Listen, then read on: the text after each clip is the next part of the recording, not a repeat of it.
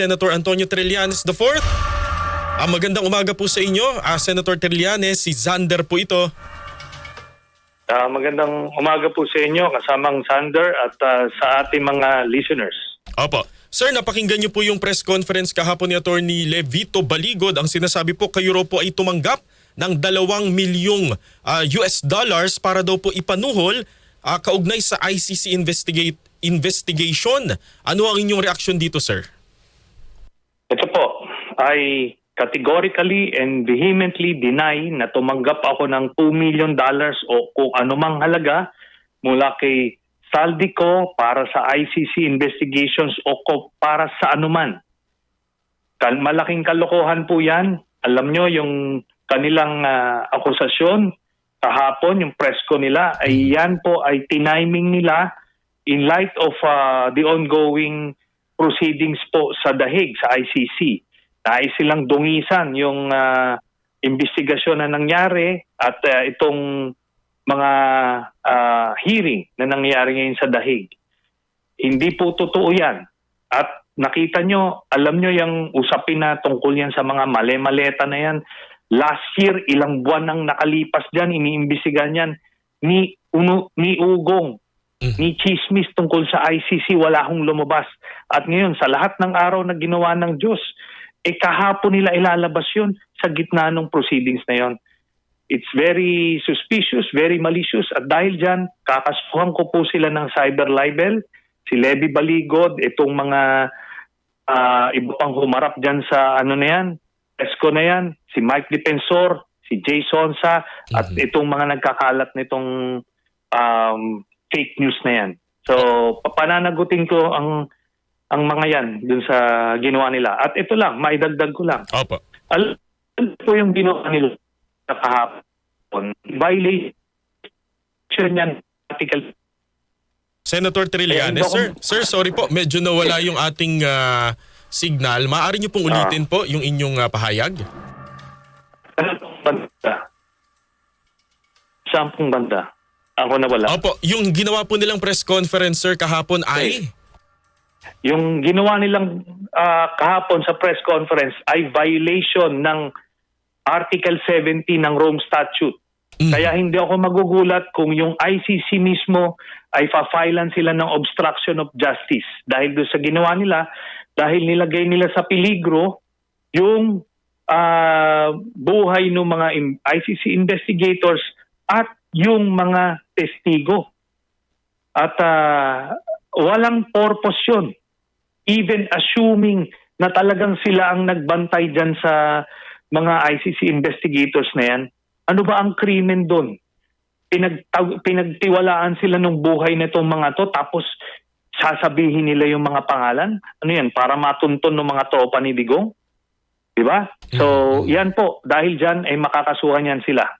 So, malamang sa malamang. Opo. Sa inyo pong palagay, mas magpapalala po ito sa kaso laban kay dating Pangulong Rodrigo Duterte? Parang aggravating circumstances po ba? Hindi naman necessarily kasi buo na yung kaso ni Digong, ano? Ibang mga personalidad yung gumawa nito eh. So itong mga taong ito, sila yung mananagot ng obstruction of justice sa ICC. 5 years ang ano niyan, ang penalty niyan. At meron nang na-convict na ganyang mga ano rin previously sa ICC. Opo. Yung kaso po versus Jay Sonsa and Mike Defensor, hindi po sila humarap kahapon. Sa social media po ba ito? Yes, kasi alam mong ano siya concerted effort eh. Talagang ora mismo. At may na-discover kami, yung isang sasakyan na ginamit ng mga Marines papunta at paalis dun sa Club Filipino ay nakaregister sa asawa ni Mike Defensor. At yung live streaming din po ay sa kanyang Facebook account. Yun po. So talagang ano to, basang-basa mo kung sino nasa likod nitong operation na ito. Opo. May bagong pahayag po ang Philippine Navy na yung 4 daw po dun sa 18 ay hindi naman pala mga tunay na miyembro ng Philippine Marine Corps. Yun na. Di ba? Tapos naibalita din sa amin na yung iba namang dating miyembro daw ng Marines doon mga nag-awol naman. Di ba? Mhm. O- It's Opo. a misrepresentation na parang sila ay representante ng Philippine Marines. Unfair 'yon kasi maayos po ang mga sundalo natin sa Philippine Marines. Opo. Kayo po noong 2017 kasama po ni former Congressman Gary Alejano ang naghain nung supplemental complaint laban po kay dating Pangulong Rodrigo Duterte sa ICC. Kayo ho ba doon sa 2 araw na pong confirmation charges hearing, kumpiyansa ho ba kayo na makakasuhan talaga ang dating Pangulo? Opo, kumpiyansa tayo dahil alam natin kung ano ang mga standards po ng ICC investigation. Alam niyo po, hindi sila mag-i-issue ng warrant kung hindi certainty of conviction ang level. Ibig sabihin kumpleto na yung kanilang ebidensya hanggang sa conviction, assuming magkaka-trial bago pa lang sila mag-a-apply ng warrant. Kaya nung na-apply ng warrant kay Digong at nahuli nga siya, kumpleto na sila, hawak na nila lahat. Buong-buo na yung Kaya makikita nyo naman ho doon sa presentation of evidence, itong abogado ni Digong, puro drama yung sinasabi. Di ba? Pero yung prosecution, puro ebidensya yung sinasabi. Kaya ito? At ito po yan. Hindi po bago itong mga pinipresenta na to. Doon po sa mga kababayan natin na mulat na nung mga panahon na yon, nasaksihan natin mismo yung mga sinasabi na yon, yung mga nangamatay na mga Pilipino na ipoprove nila doon, nakita natin yan mismo dito. Alam natin na totoo yan. Hindi yan gawa-gawa, hindi yan fake news. At pinagmamalaki pa yan dati ni Duterte at nung mga supporters niya. Tapos ngayon hindi nila alam kung paano sila poporma kasi, di ba? Pinagmamalaki nyo noon ngayon, ito po. Ang nais ko lang sabihin dito, si Duterte kaya siya nakakulong dahil inabuso niya yung kapangyarihan na imbis na pangalagaan niya ang kapakanan ng mamamayan, ginawa niya, inabuso niya, pinatay niya yung mga Pilipino. Di ho ba ang sistema natin, pagka may kriminal, ikulong mo, pag may adik, i-rehab mo. Pero ang ginawa niya, pinagpapatay niya. Tapos, ito pa yung na-discover natin, yung pala, lahat yan, peke lang. Kasi siya mismo ay may kapartner na drug lord, si Michael Yang. At nung pinatay na nila yung mga karibal nila, sila na ngayon na nagsolo ng negosyo. Lahat yan makikita ng mga kababayan natin doon sa impeachment ni Sara Duterte.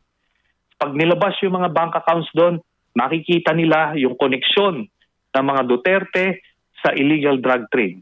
Ayan po yan. Opo. Sa inyo pong palagay, ito namang 4 na impeachment complaint laban po kay VP Sara Duterte ay uusad naman po hanggang sa impeachment proceedings? Tayo po ay nananalangin na sana naman ay mabigyan na ng pagkakataong mailabas itong mga aligasyon namin laban kay Sara Duterte at makita ng mga kababayan natin na hindi ito maaayos ng mga public officials. Mapang-abuso ito. Sa pagnanakaw, makikita nila kaliwat kanan. Karamihan kasi sa kababayan natin, nadadala lang dun sa mga mga sabi-sabi. Pero sila mismo, kung bubuksan lang nila mata nila, pakinggan nila, panuuri nila si Sara Duterte, malalaman nila na hindi ito di kalidad na public servant. Di ba? Tapos, lalo na pag nakita nila yung kaliwat kanang korupsyon na ilalabas during the impeachment. Sana po buksan na nila yung puso't isipan nila. Opo, pero dahil po dun sa kanyang pronouncement, natatakbo siya sa 2028. It seems na base ho dun sa mga listeners natin na nagre-react at sa mga survey po, although hindi pa inilalabas officially, mukhang malakas daw po ang Sara Duterte sa 2028. Sa inyo pong opinion? Base po dun sa mga nakikita natin na survey, siya po yung nangunguna. Pero ito lang po sasabihin ko sa inyo. Si former Vice President Binay nung 2014, Malakas hamak din. na mas mataas pa. Mm-hmm. Mas mataas pa kasi sa surveys noon, nasa mid-70s hanggang low 80s ang numero ni Binay noon, ni VP Binay. Ganong kalakas. So ito si Sara Duterte nasa 40s lang. So kumbaga, kung yun, inimbestigahan namin ng 1 taon, nilabas namin kaliwat ka ng korupsyon, di namulat yung mga kababayan natin o bumaba yung numero niya, ano lang, 6 na buwan, wala na. Dito, ganun din ang ating inaasahan. Kasi yun ang mga kababayan natin, hindi naman yan sila, kumbaga, kulang lang sa impormasyon yung iba. Hindi naman yan parang, basta kahit magnanakaw, pipiliin ko yan, basta't ganito. Hindi naman ganun.